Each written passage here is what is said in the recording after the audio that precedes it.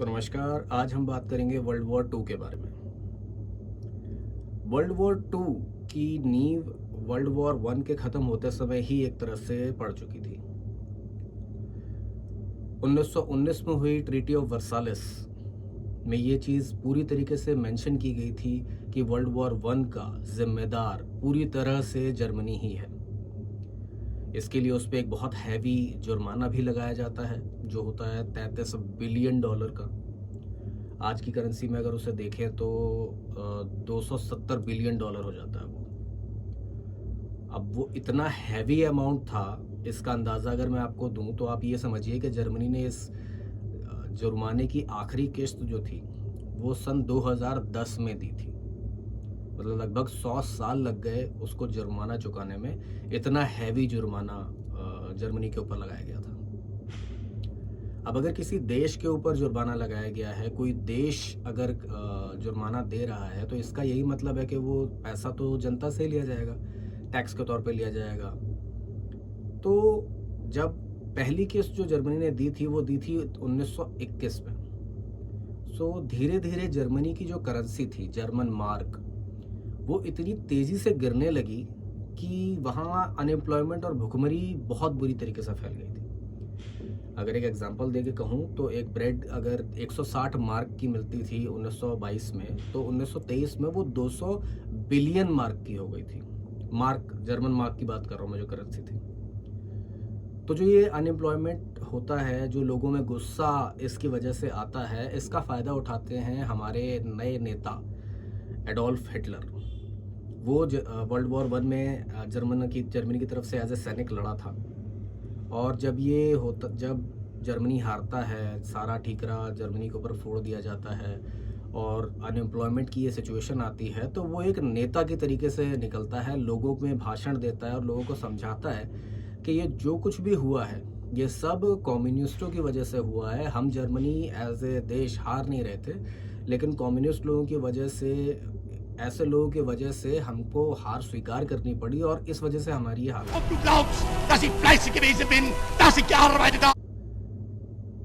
1923 में वो ये कोशिश भी करता है कि सरकार गिरा दे, लेकिन उसमें सफल नहीं हो पाता। लेकिन उससे पॉपुलैरिटी बहुत बढ़ जाती है हिटलर की। अब जो भी स्थितियां हों, अगर कोई परेशानी में है, दुख में है और कोई आके उसको उसका सॉल्यूशन देने की बात कहे और उसकी जिम्मेदारी किसी पे डालने की बात कहे, तो लोग उस पर बहुत जल्दी भरोसा कर लेते हैं। वही हुआ हिटलर के साथ। धीरे धीरे उसकी पॉपुलैरिटी बहुत बढ़ती गई और जब 1929 में ग्रेट डिप्रेशन की सिचुएशन आती है, तो हिटलर के पास एक मौका आता है और वो अपने आप को एक तरीके से तानाशाह बनाने की कोशिश करने लगता है और 1933 में वो सफल भी हो जाता है। क्योंकि आप ये समझ लीजिए 1933 में 60 लाख के अराउंड जर्मन लोग थे जो अनएम्प्लॉयड थे, जिनको भड़काऊ भाषण दे के, एक प्रोपेगेंडा बना के हिटलर अपने फेवर में करता है और किसी तरीके से 1933 में जर्मनी का तानाशाह बन जाता है।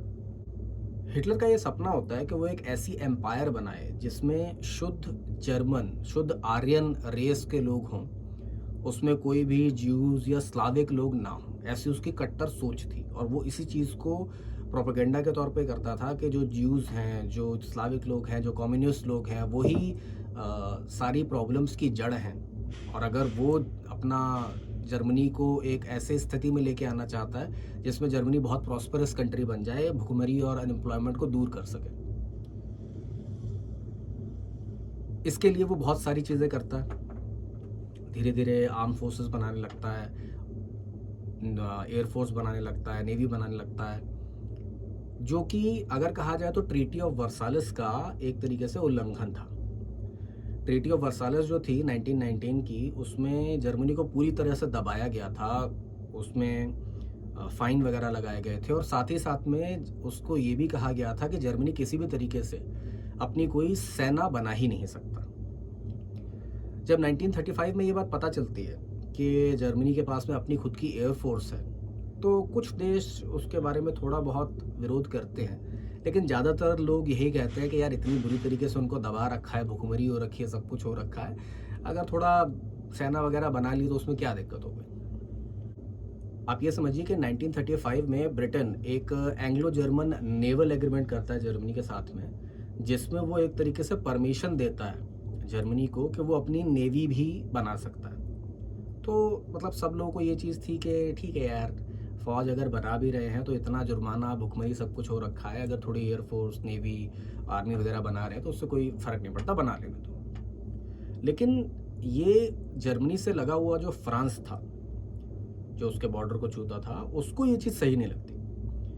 वो इस चीज़ को देख के चौकन्ने हो जाते हैं। बाकी देश इसका कुछ खास विरोध नहीं कर रहे होते, इस वजह से वो भी इसका कुछ विरोध तो नहीं कर पाता कि खुले में कुछ बोल सके। लेकिन अपनी सुरक्षा के लिए वो अपनी फ्रांस और जर्मनी के बीच की जो लाइन होती है उसमें एक दीवार खड़ी कर देता है, जिसको मैगनॉट लाइन का नाम दिया जाता है। एक बहुत बड़ी दीवार वो बना देते हैं कि वहाँ से कोई सेना यहाँ पे इन्वेड ना कर सके। धीरे धीरे हिटलर अपनी फौज बढ़ाता जाता है, लोगों को कुछ पता होता है, कुछ इग्नोर करते हैं। फाइनली फरवरी 1938 में हिटलर जो होता है वो ऑस्ट्रिया के चांसलर कर्ट शुशनिक से मिलता है और एक एग्रीमेंट साइन करवाता है। उसमें ऑस्ट्रिया सरकार में प्रो नाजी लोगों के अपॉइंट करने के बारे में बात होती है।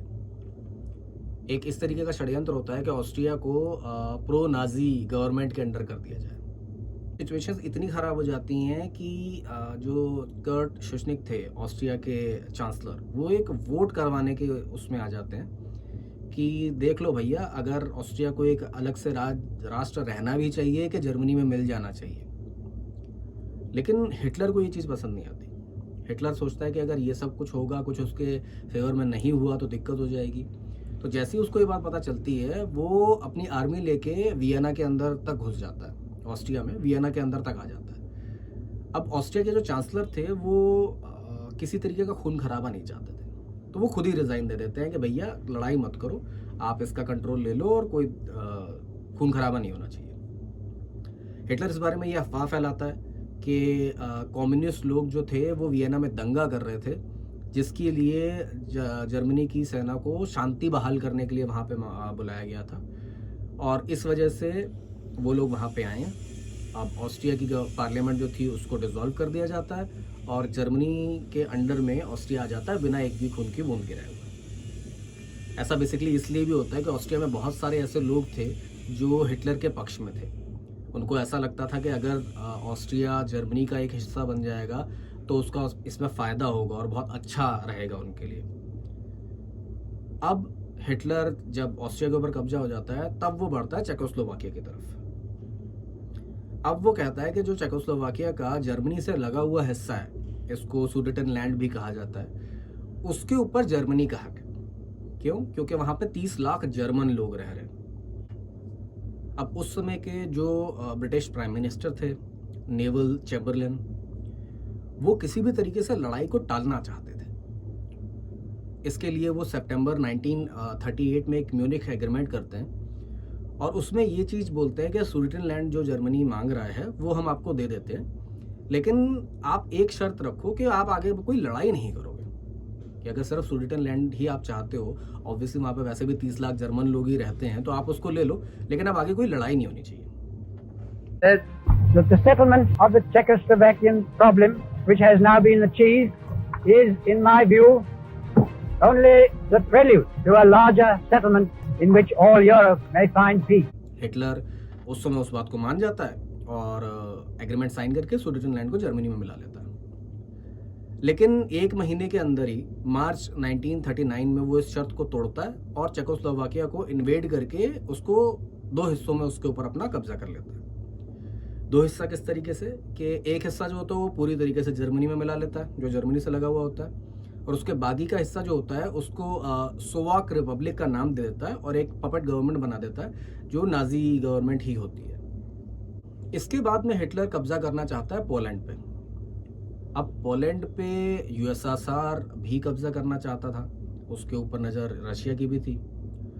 तो हिटलर क्या करता है, वो रशिया के साथ में एक ट्रीटी कर लेता है, नॉन अग्रेशन ट्रीटी, कि आप ना हम पे हमला करो ना हम आप पे हमला करेंगे, पोलैंड आपको भी चाहिए मुझको भी चाहिए, तो आधा आधा बांट लेते हैं, ठीक है ना। वो रशिया भी मान जाता क्योंकि उसको तो पोलैंड चाहिए ही था। अब इसके लिए 1 सितंबर 1939 को हिटलर 10 लाख सैनिकों के साथ में पोलैंड की तरफ बढ़ने लगता है। इसके लिए जो ब्रिटिश पीएम होते हैं नेवल चैम्बरलेन, वो इसका विरोध करते हैं और हिटलर को एक अल्टीमेटम देते हैं कि अगर तुमने पोलैंड के ऊपर हमला किया तो हमारी और तुम्हारी वॉर डिक्लेयर हो जाएगी। हिटलर को उससे कोई फर्क नहीं पड़ता और वो अपनी पोलैंड के ऊपर हमला कर देता है। इसके ऊपर जो ब्रिटिश पीएम होते हैं वो रेडियो के ऊपर डिक्लेयर कर देते हैं कि भैया अब हम जर्मनी के साथ में, हिटलर के साथ में वॉर पे हैं। इसके तुरंत ही बाद में France, Australia, New Zealand, south Africa और कनाडा जो होते हैं वो भी जर्मनी के लिए खिलाफ वॉर डिक्लेयर कर देते हैं। इसको वॉर डिक्लेयर वो कर देते हैं, लेकिन इसको कहा जाता है एक तरीके से फोनी वॉर, झूठ मूठ की वॉर, क्योंकि उन्होंने बोला तो कि हम जर्मनी के खिलाफ युद्ध की स्थिति में हैं, लेकिन वो पोलैंड को किसी तरीके की मदद नहीं भेजते। जर्मन सेना जो होती है वो 8 सितंबर 1938 को पोलैंड के ऊपर कब्जा कर लेती है, आधे पोलैंड के ऊपर, और आधा पोलैंड जो होता है उसके ऊपर रशिया कब्जा कर लेती है। इसमें जो हिटलर होता है उसकी एक खास बात थी, उसने एक टेक्निक बनाई थी लड़ाई करने के लिए जिसका नाम था ब्लिट्सक्रीग।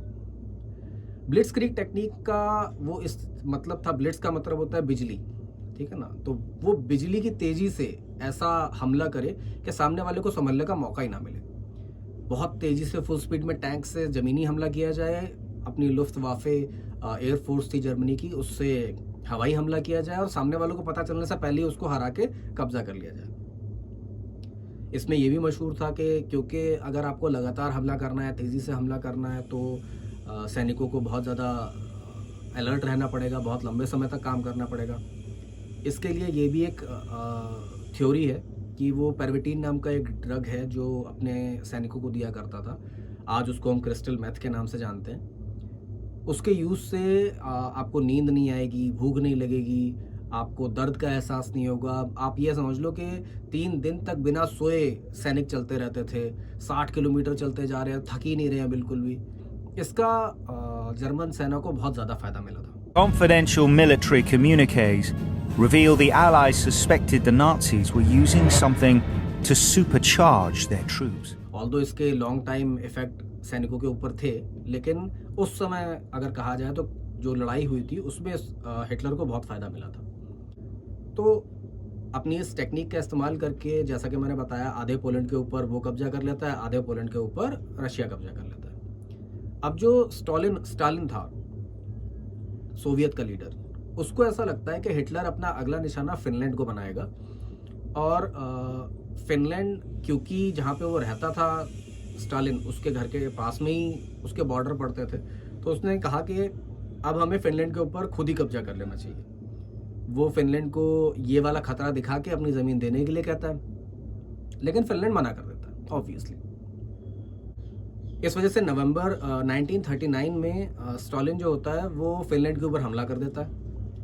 वैसे तो अगर कहा जाए सोवियत आर्मी जो थी वो फिनलैंड की आर्मी से बहुत ज़्यादा बड़ी थी साइज़ में, लेकिन फिर भी एक बहुत लंबी लड़ाई होने के बाद भी 2 महीने तक वो कब्जा नहीं कर पाता। 3 महीने 4 महीने लड़ाई चलती रहती है। फाइनली मार्च 1940 में, नवंबर 1939 को ही शुरू हुई थी, मार्च 1940 में मॉस्को पीस ट्रीटी साइन हो जाती है फिनलैंड और रशिया के बीच में, जिसके हिसाब से फिनलैंड अपनी 11% ज़मीन सोवियत रशिया को दे देता है और लड़ाई ख़त्म कर देता है। पूरा फिनलैंड नहीं दिया जाता, सिर्फ 11% ज़मीन दे के बात ख़त्म कर दी जाती है। एक्चुअली में हिटलर जो था उसकी नज़र कभी फिनलैंड पे थी नहीं। वो सबसे पहले हमला करता है नॉर्वे और डेनमार्क पे। 9 अप्रैल 1940 को वो ये हमला करता है और अपने कब्जे में ले लेता है।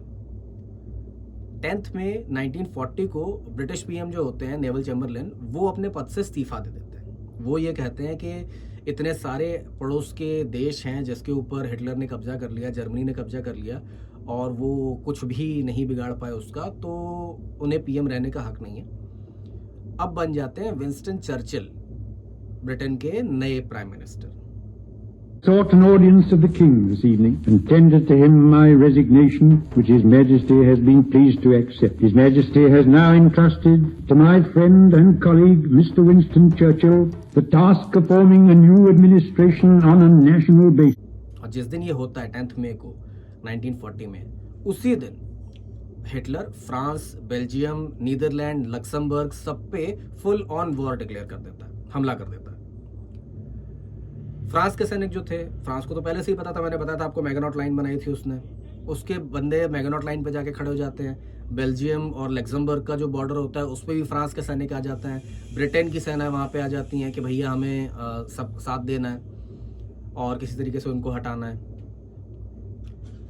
हिटलर अपनी जो ब्लिट्जक्रिग तकनीक होती है उसका इस्तेमाल यहाँ पे भी करता है और ये लड़ाई जो होती है ये बैटल ऑफ फ्रांस के नाम से जानी जाती है। हिटलर अपनी लगभग 30 लाख की उसके ऊपर सेना होती है, जिसमें से 10-10 लाख की वो 3 टुकड़ियां बनाता है। और पहला टुकड़ा हमला करता है नीदरलैंड्स की साइड से, दूसरा मतलब नीदरलैंड्स की तरफ से हमला करके बेल्जियम में जाए और फ्रांस और ब्रिटेन की सेना से लड़ाई करे।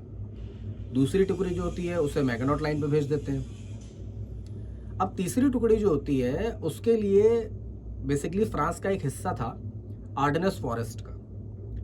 उसके बारे में फ्रांस का ये मानना था कि वो इतना घना जंगल है कि वहाँ से कोई उसके ऊपर हमला कर ही नहीं सकता, तो उन्होंने वहाँ पे कोई भी सिक्योरिटी, बहुत ज़्यादा फौज वगैरह लगाई ही नहीं थी। हिटलर अपनी तीसरी टुकड़ी वहीं भेजता है और वो 40,000 गाड़ियों के साथ में सेना जो होती है हिटलर की, वो इस जंगल के थ्रू अंदर आती है और 15 मई 1940 को सेडान तक का एरिया अपने कब्जे में ले लेती है।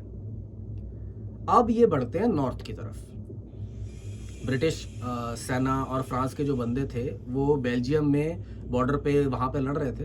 हिटलर की सेना उनके पीछे की तरफ से आ जाती है और वो एकदम से घिर जाते हैं। उनके पास निकलने का कोई रास्ता नहीं होता और 4 लाख सैनिक वहीं फंस जाते हैं। 3 तरफ से वो ऑलरेडी घिर चुके थे, चौथी तरफ में समुद्र था और डनकर्क का पोर्ट था जिससे एकमात्र जगह थी उनके निकलने की। 4 लाख सैनिक वहाँ पे फंसे हुए थे ब्रिटिश और फ्रांस के, जिनको बचाने के लिए जो विंस्टन चर्चिल होते हैं वो 26 मई 1940 को एक ऑपरेशन लॉन्च करते हैं, ऑपरेशन डायनामो। एक तरफ हिटलर की सेना उन्हें घेर के खड़ी हुई है और दूसरी तरफ जर्मनी के जो लुफ्टवाफे वाले थे वो उनके ऊपर बॉम्ब गिरा रहे हैं। बहुत कम समय होता है उन सैनिकों के पास में बचने के लिए। अब इसके जवाब में जो ब्रिटिश रॉयल एयरफोर्स होती है और ज़मीनी सेना होती है वो किसी तरीके से, बिकॉज वहाँ पे समुद्र होता है तो ज़मीन से डायरेक्टली तो वो आ नहीं सकते, तो जो ब्रिटिश रॉयल एयरफोर्स होती है वो लुफ्टवाफे का सामना करती है। सिविलियन ब्रिटिश जहाज़ होते हैं वो सैनिकों को निकालने के लिए मदद करते हैं। किसी तरीके से लड़ के 3.5 लाख सैनिक होते हैं जिनकी जान बचा ली जाती है। ये एक बहुत मतलब लड़ाई का सबसे बड़ा रेस्क्यू ऑपरेशन है वॉर का। इसके ऊपर एक क्रिस्टोफर नोलन ने मूवी भी बनाई है डनकर्क नाम से ही, जिसमें बहुत अच्छी तरीके से सारे इवेंट्स को दिखाया गया है। अब जो ये डनकर्क की रेस्क्यू होती है इसमें 3.5 लाख सैनिक तो बचा लिए जाते हैं, लेकिन जो उनके इक्विपमेंट्स होते हैं, हथियार होते हैं, वो सारी चीज़ें नहीं बच पाती, जिसकी वजह से फ्रांस को मजबूर होके 22 जून 1940 को हिटलर के सामने सरेंडर करना पड़ जाता है। अब यूरोप में सिर्फ 3 ही बड़े देश बचे थे, जर्मनी, सोवियत रूस और ब्रिटेन, क्योंकि इटली जो इलाका था, इटली का इलाका दूसरे डिक्टेटर के अंडर आता था जिसका नाम था मुसोलिनी, और मुसोलिनी ने भी हिटलर से हाथ मिला लिया था कि उसके साथ में पीस ट्रीटी कर ली थी कि भाई हम दोनों डिक्टेटर आपस में लड़ेंगे नहीं, हम उनके खिलाफ लड़ेंगे, इन सब के खिलाफ। अब रशिया से हिटलर की ट्रीटी है, मुसोलिनी से हिटलर की ट्रीटी है, तो पूरे के पूरे यूरोप में बचा तो सिर्फ और सिर्फ ब्रिटेन। तो ये ऑब्वियस था कि ब्रिटेन से जर्मनी की लड़ाई होनी है। ये जो जर्मनी का अलायंस था इसको एक्सेस फोर्सेस का नाम दिया गया था, एक्सेस पावर, ठीक है। और पहले ब्रिटेन और फ्रांस एलाइड फोर्सेस थे, लेकिन अब उसमें सिर्फ ब्रिटेन ही बचा था। तो एक्सेस पावर का जो पूरा का पूरा था वो इतना बड़ा था कि हिटलर को ऐसा लगा था कि वो सरेंडर कर देंगे। अब ऑब्वियसली ब्रिटेन अकेला बचा है, इतनी बड़ी फौज उनके आस पास में है, पूरा यूरोप अगेंस्ट ब्रिटेन एक तरीके से हो चुका है, तो हिटलर बहुत ज़्यादा पावरफुल पोजीशन में आ चुका था। तो ऐसा क्या होता है कि हिटलर को हार मिलती है, ये हम जानेंगे अपने अगले वीडियो में। तब तक के लिए नमस्कार।